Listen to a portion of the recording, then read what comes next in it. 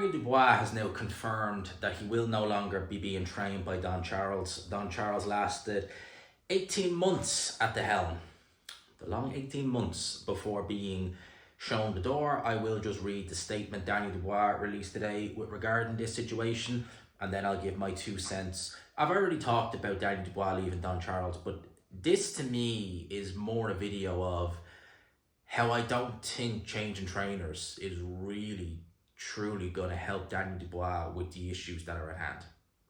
I mean, at the end of the day, I'll get into it now in a sec, but let me just read the statement Daniel Dubois released. He says, "I want to take this moment to thank Don Charles and his team for all the time and effort and hard work they put into me over the past 18 months. I'm grateful for everything. That said, I feel it's time for a change, a fresh opportunity for the next phase of my career. As I push forward to become a 2-time heavyweight champion of the world, God bless, I'll be making a further announcement regarding my new team structure very soon." For those who think the WBA regular is a legit world title, he's saying next time he wins a world title, it'll be his second. Our regular title is just worthless, right? Because Dubois held that 3 years ago, was it when he won it? 3 years ago he won it, 22 I think it was, against Trevor Bryan. Now, Don Charles lasted 18 months. Martin Bowers lasted a couple of years. Tibbs lasted a couple of weeks. McGuigan lasted 22 to 23, about a year. It's a lot of trainers in a relatively short space of time. I mean, you're talking over the last 5 years. Bowers, Tibbs, McGuigan, Charles, and now possibly Sims. So you're talking 5 trainers. That's not good. That's really not good, actually, when you think about it. And the reality is, right, look, I noticed in the comment section of the video I did yesterday on this, a lot of people were happy Don Charles got the boot. Not because they felt he was necessarily a bad trainer per se, but the way he behaved at the press conference is, in particular the first one, and in particular how his son behaved as well. And I really can't argue with that. It wasn't good behaviour from Don Charles at all, especially his son, George Fox, as well.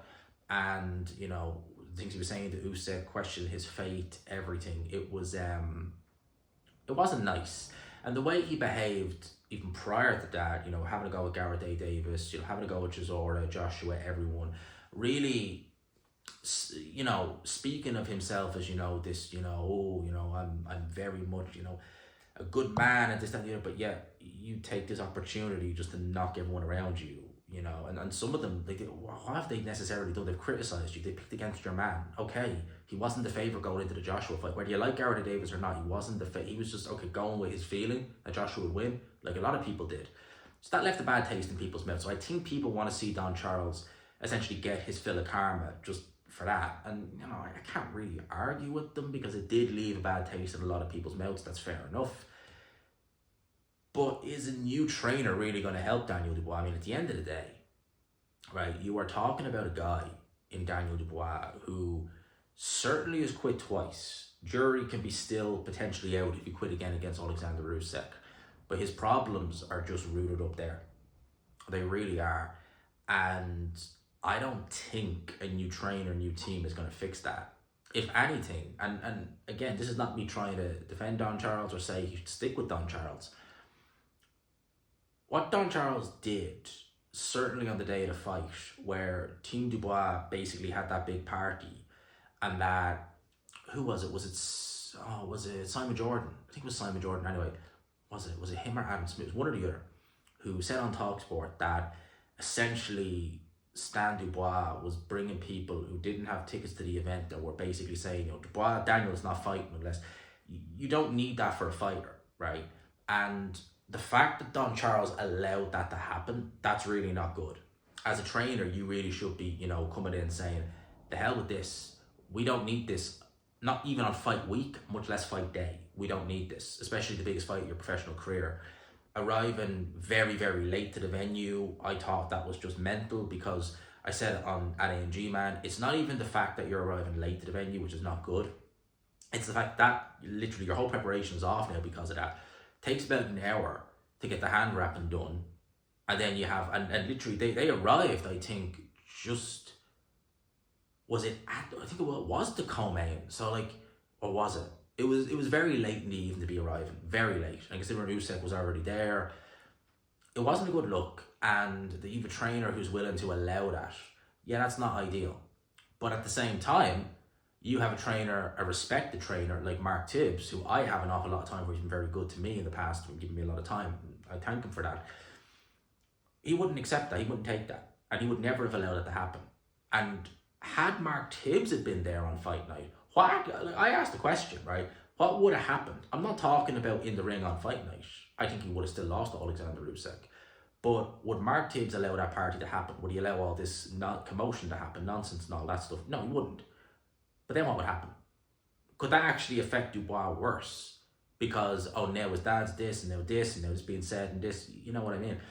I think one of Dubois' biggest problems, and it's a double-edged sword, is that his dad tries too much to get involved, or is involved too much. But at the same time, without his dad being there as kind of like the reassuring common influence, we maybe will see Daniel Dubois, essentially capitulate again. And I really don't know how you fix that. You're talking about a trainer who, Tony Sims is not a bad trainer by no stretch of the imagination. If it is, well, it's more like Tony Sims, you know what I mean? If it is him, okay, he could maybe adjust Daniel Dubois with some technical fixes. I mean, he is still young enough that you could potentially do that, but mentally, I just don't know. And again, if he gets to another big event and his dad is trying to pull the strings and he's doing this and he steps in, what happens if there's some big, ruckness that goes on and there's commotion here and this, how is that going to affect the fighter? So whilst, look, Don Charles left a bad taste in my mouth, certainly, with a lot of the things he was saying about Usyk, Chisora, Joshua, Garrett A. Davis, yes, even still him, and others, you're still kind of like, what would you rather? Because you want Daniel Dubois, because I think on his day, he's a very useful heavyweight. He is. He's got beautiful jab, good footwork, really good footwork, tremendously physically strong, tremendous puncher, one of the biggest punchers in the division. He's a lot to offer the game, but mentally, goddamn, he is just, I really don't know. And that's the problem. I mean, against Miller, he had tough moments in that fight, and I don't think it was Don Charles. I think it was his dad being able to kind of, be that common influence, that reassuring voice in the corner that got him through it. Same with Hrgovic against Joshua. He didn't really need it, but you know what I mean? If you take that away, what happens? Like, was he there when he fought Kevin Arena? I don't believe he was. He might have been there, but not in the corner. Or he probably was there, but not in the corner. And you had Shane McGuigan saying that he wanted out after a round. It's like, had he won that fight? And I truthfully, at the time, go back and watch some of my videos, I actually thought that him coming through adversity against Kevin Arena, being dropped 3 times in a round, and then come back to win the fight, might help him mentally. Boy, was I wrong, because the very next fight, he quit from a right jab. So it's, look, Dubois officially leaving Don Charles, having a new team, that's all well and good. It's a lot in 5 years. Martin Bowers, Mark Tibbs, Shane McGuigan, Don Charles, and now Tony Sims most likely. But what happens when this goes awry? And it might not even go right in Daniel Dubois losing. It might just be that, Stan doesn't like Tony Sims because Tony Sims is saying this, as in like he's trying to be the figurehead in the corner. Oh, that's not going to work for us, let's go. I don't know how you fix this.